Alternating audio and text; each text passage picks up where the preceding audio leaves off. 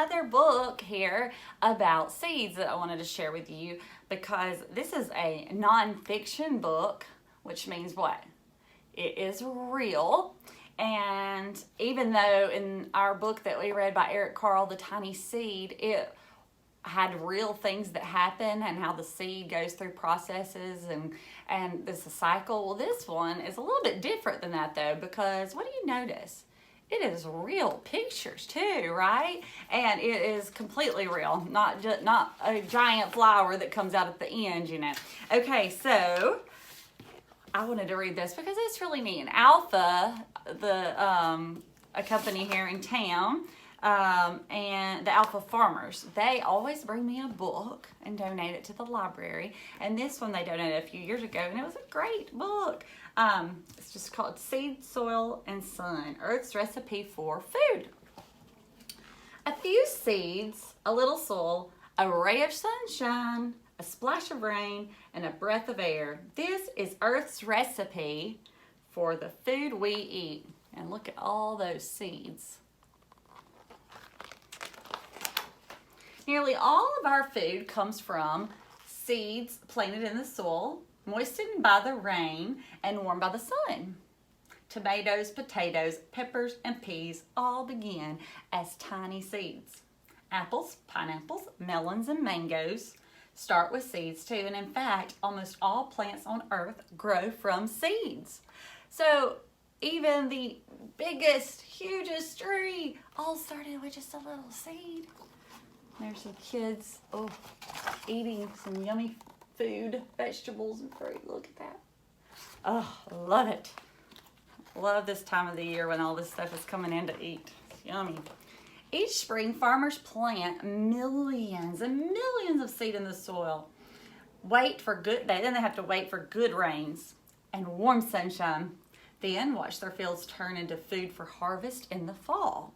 Some crops grow into food for people. Some are fed to animals. Then the animals provide us with milk, meat, eggs, and other products. You see? Where do we get our milk from?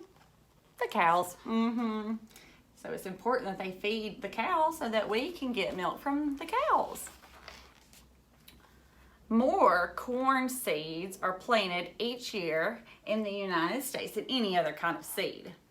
Whether it is sweet corn or backyard garden, field corn in a section of land that measures a mile across, or popcorn in a big bowl, it all begins with a little seed. Oh, do you like corn and popcorn? Me too. Look at these kids in the garden. My kids love going to my daddy's garden. I do too. The beginning of a new plant is curled up inside each seed. Moisture from the rain filters down to the buried corn seed, softening its skin and causing it to swell. So swell means it gets bigger and then it splits open. Part of the seed, the roots grow up out of the soil or down. Yes, they grow down into the soil. Another part of the seed is called the shoot, and the shoot does just that. It shoots up and it reaches for the sun. It needs that sunlight. So look at that. This is a really cool picture. I hope you can see it. There we go. See the roots and then the shoot going up. That's how it looks.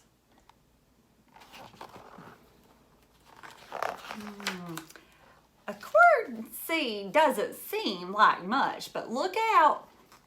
When it is placed in good soil and the sun shines and the rain falls and the seed germinates or sprouts, it only takes a few weeks for the sprout to turn into a gigantic corn plant with roots reaching down over 6 feet into the ground. Do you know how tall it is? It's pretty tall. It's taller than me. And it's 6 feet down into the ground is how far down the roots go. Wow. And look how tall they are also, because that girl is on a ladder. Wow, that one little tiny seed. How cool. Wow. Isn't God amazing though? Oh, that's so great. I mean, it's just amazing what he can do. Soil is another ingredient needed to make food. This tiny layer of our earth is made up of silt, sand, and clay, along with minerals, Miss James, minerals, dead leaves, twigs, and a zillion tiny organisms. Each handful of soil contains more living things than all the human beings on earth. Wow, that's amazing. You can see how good that soil is. It's real dark and healthy looking. Microscopic one-celled bacteria that munch away on dead leaves and insects in the soil are so minute that it would take 1,000 of them lined up in a row to reach across the head of a pin. Wow. They use the energy stored in the leaves, roots, twigs, and insects, recycling nutrients that feed the corn. The earthy odor of rich soil is bacteria at work. So it's going to work in that soil. I mean, you see how tiny that little pin is? I just barely see it. It's amazing. Oh, these are fun. What are those? Worms. Earthworms and mites and moles also live in the soil. As they search for food, earthworms slither through the dirt. I found some earthworms yesterday out in my yard when I was cleaning up the yard and digging up some stuff to plant some things. And there's tons of them. They're all out there right now. You can go find you some. Let's see. So they are slithering through the dirt, eating debris and discharging it as a rich natural fertilizer called castings.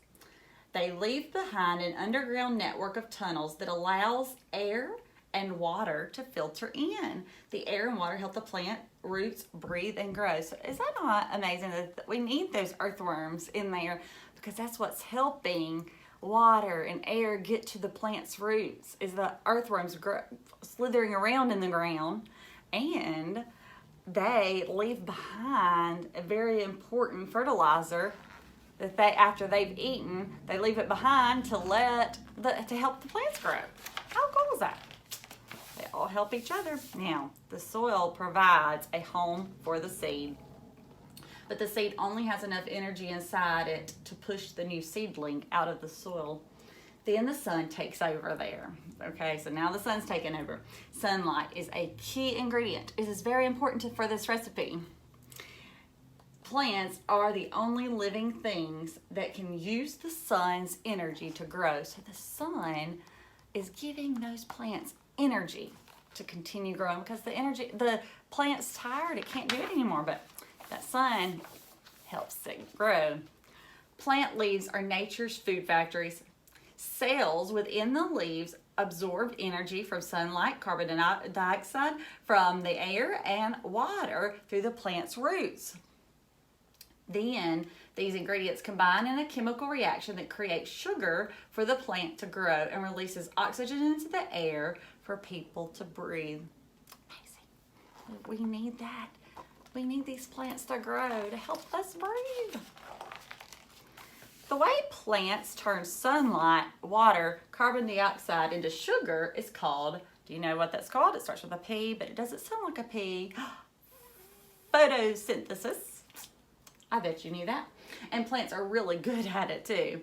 In fact, they can make energy, and when they make the energy, they make more than they need. They store the extra energy in their leaves, stems, flowers, fruits, roots, and seeds. Our food from plants. We get that. So when you eat lettuce, you're eating a leaf. When you eat celery, you're eating a stem. When you eat broccoli, you're eating flower buds. And when you eat apples or tomatoes, you're eating fruits. Do you like salad? I love salad. Salad's so good. And we're getting all those nutrients. When you eat, this is cool. Did you ever think of this? Carrots, you know what you're eating? Carrots grow where? In the ground. What grows in the ground? Roots. So you're eating roots. And when you eat sweet corn, you're eating seeds. And when you drink milk from a cow, you are drinking a food made when the cows eat plants like grass, corn, and soybeans. It's amazing. All these foods begin as seeds.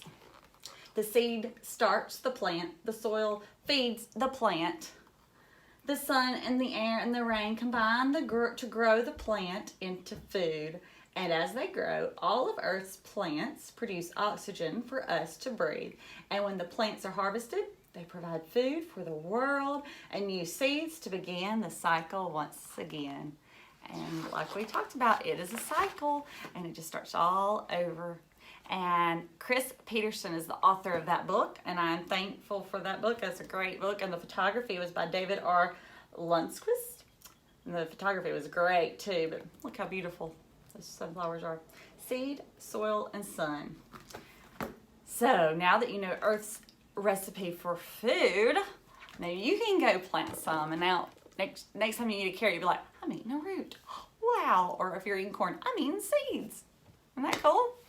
All right. I hope you have a great day and go plant some good plants and eat some good vegetables and fruit. Talk to you later. Bye.